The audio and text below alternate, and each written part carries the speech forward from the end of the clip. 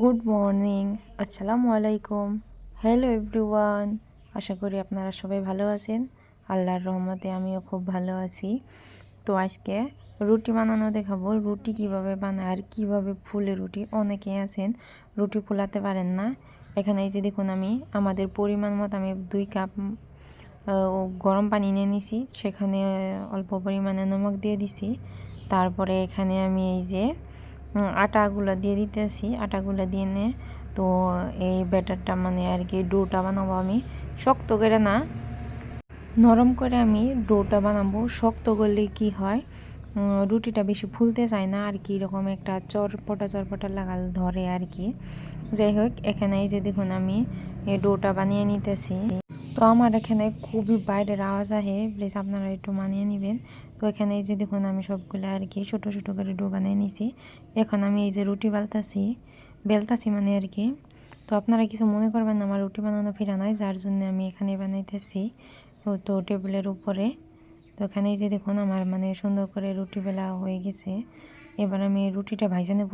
তো একটা বস্তু খেয়াল করবেন, আমি কিভাবে কি করে আর কি রুটি ভাজি। তো এখানে তাওয়া দেওয়া রুটিটা মানে 2 পিঠে 2 বার করে সেঁকবেন। তো ফার্স্ট পিঠে হালকা সেঁকে দিবেন, তারপরে নেক্সট যে উল্টায় দিবেন সেটা মানে সামান্য অল্প পরিমাণ অল্প একটু বেশি সেঁকা দিবেন। তারপরে এইভাবে এরকম করে একটা অর্সন নেবেন, নিয়ে এরকম করে দিয়ে দিবেন। দেখুন এই যে পুরো বলের মতো ফুলে গেতেছে। তো আমার কিন্তু সব কটাই ফুলছে রুটি, একটাও কিন্তু না ফুলা না। তো এই যে দেখুন আমি আর কি কীভাবে রুটি ভাজতেছি। তো এইভাবেই আর কি আপনারাও ভাজবেন, দেখবেন যে অনেক পরিমাণে ভালো হবে। এবার আমি এই যে রুটিটা উল্টাই দেবো। তো আমার কিন্তু এক পাশে সেঁকা হয়ে গেছে। তো আপনারা দেখতেই পাচ্ছেন কীভাবে আর কি কতটা পরিমাণ আমি সেঁকছি। আমি কিন্তু ফুল 100% সেঁকি নাইকে, তো আমি তো 80% মতো সেঁকে নিয়েছি। তো আর যে অপর পাটটা আছে ওই পাটটা আপনারা পুরোটাই সেঁকে নেবেন, একদম 100 to 100% সেঁকে নেবেন। তো এই পাশটাতে হয়তো 20% 30% কম করে সেঁকবেন।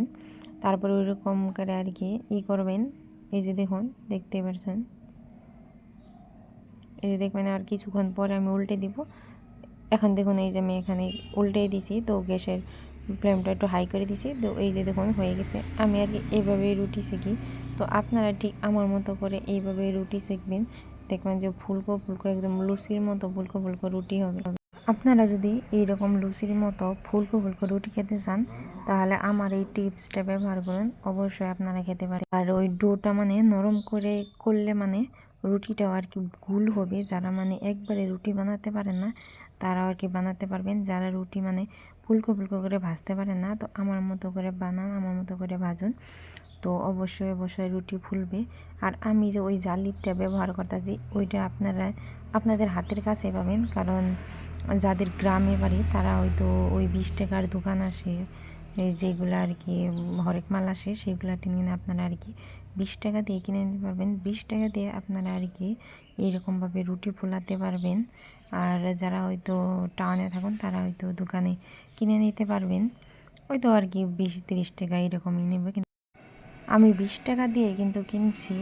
তো আমার ভিডিওটা যদি ভালো লাগে তাহলে আপনারা অবশ্যই like, comment, share and subscribe করে অবশ্যই আমার পাশে থাকবেন। আমার নিয়ে সবাই দোয়া করবেন। আর আপনারা সবাই এভাবে রুটি বানানোর টিপস ব্যবহার করুন, অবশ্যই এরকম ফুলকো ফুলকো লুচি খেতে পারবেন। সবাই ভালো থাকুন, ধন্যবাদ, আল্লাহ হাফিজ।